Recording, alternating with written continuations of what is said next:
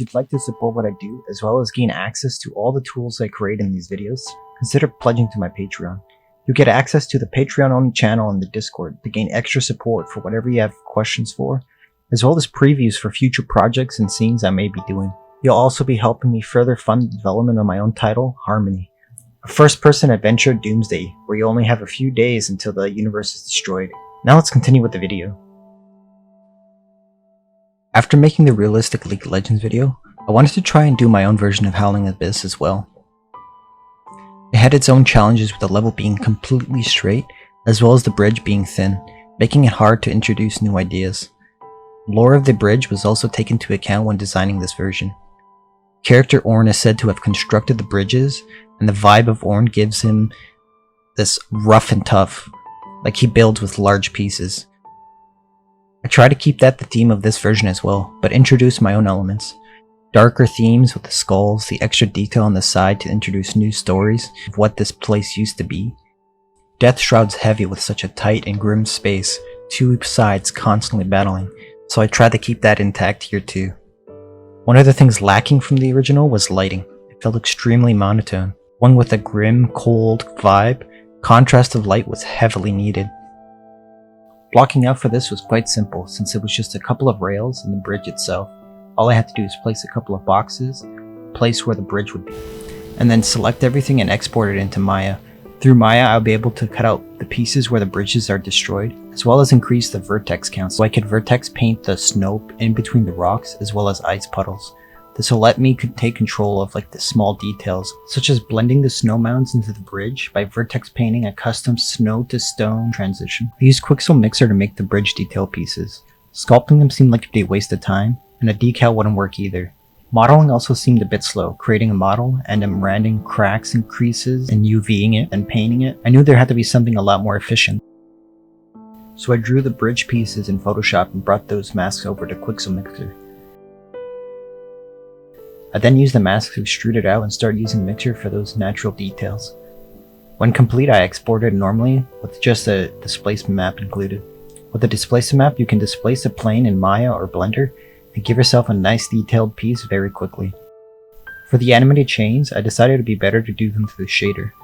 I used the spline mesh tool I made from the previous League video and created a child blueprint to expand upon it. The beauty of this tool is that it works on both chains and cloth pieces you might have, with additional micro wind detailing if you choose to use cloth. Both of these tools will be available to Patreon users to use on your own projects. I also include guides how to use it and tutorials how to make your own for Patreon backers as well. The chain tool needed to have a lot of control to maximize visuals of the sway. Location, direction, how fast, and the strength. Each of these provide a lot of artistic control. In the future, I want to try to make it completely procedural. I also sculpted a few pieces for this scene. They were literally my first 3 sculpts I've ever done, so I think it'll be a good look back in the future to how far I've come. I wanted to keep the detailing similar to the originals, with the turret inhibitor keeping the same styles. But for the eye turret piece, I wanted to try to go all out with the detailing, adding my own flair to it. I started learning more about Houdini and realized the potential to save a lot of time. I created an easy and small Houdini script to take my hot poly sculpts, voxelize to a high resolution, and put it through the labs tools. They're a quick and easy way to bake down your mesh to a low poly version with proper UVs, ready to paint in a mere minute. You also have a lot of extra control to fit every circumstance you need. You can of course UV the trickier parts after in Maya or Blender. I'll definitely be looking into converting the chain tool and other tools into Houdini in the future. Having a few soft snow float between the stone cracks was the greatest task.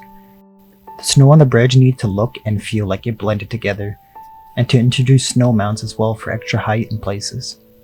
I used Quixel Mixer and the mask stack to produce a simple purlin noise, which I then converted into a displacement texture.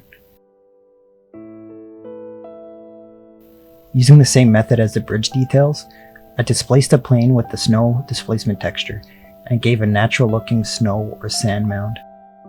Then I modified a regular material and hooked up the dither AA to the pixel depth offset. A high value will give you the blend you're looking for.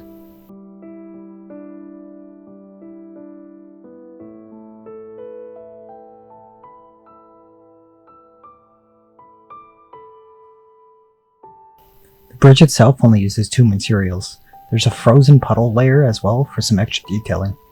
I tessellate the bridge slightly to get a lot of finer detail for the snow to catch. Without it, it just looks too flat and doesn't catch the eye enough. It took a lot of fiddling around with those certain textures and the snow to make them all blend together. For the stones protruding from the bridge, I just placed some Megascan stones and tilted their corners to catch the light in your eye more. All this together really helped push the detailing of the ground. Lighting was simple but tricky. My computer is just not able to handle ray tracing, even when rendered out in footage. And I still wanted to keep the lighting dynamic, so I came up with a combination of lights that helped bring the idea I had in mind. I used 4 light sources for each torch, one with a low light intensity and a high volumetric scattering value to give a cozy glow. Another one is right above it with a high intensity, no volumetric scattering, but both have the distant field shadows enabled. For some reason, it gave the shadow a more natural darkness when both turned on. One light above made the rail shadows too bright. From there, I added 2 smaller fill lights to the sides, but not too much. I also disabled their specularity and the volumetric scattering value so they're just ambient fills. I won't go too much into detail about the rest of the sky, since it's pretty much the same process I went through with the lighting tutorial. I just had to make sure the skylight was able to catch onto the middle of the bridge, so the sides can remain dark. It might seem like there's a lot going on here, but there really isn't. There's only a few Megascan rocks along the side that use the original moss texture from the original video, and just swapped with the snow. Placement of those rocks can really steal a view, so rotating them and giving that sharp corners in the distance really help catch the eye.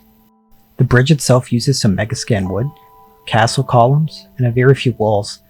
I wish I could do more unique assets in the future, but I just didn't have enough time. If you have other in-depth questions that you'd like to ask about this video, as well as questions about future projects, let me know in the Discord. I hope everyone enjoyed this version of Howling Abyss. It took me longer than I hoped, due to some work, as well as learning to sculpt and paint. I'd like to thank everyone for their support so far. I'm extremely grateful for all the kind words as well as the advice given through this whole thing. Any contributions to my Patreon would also be greatly appreciated. Hope to see you again in another future scene or project. Later.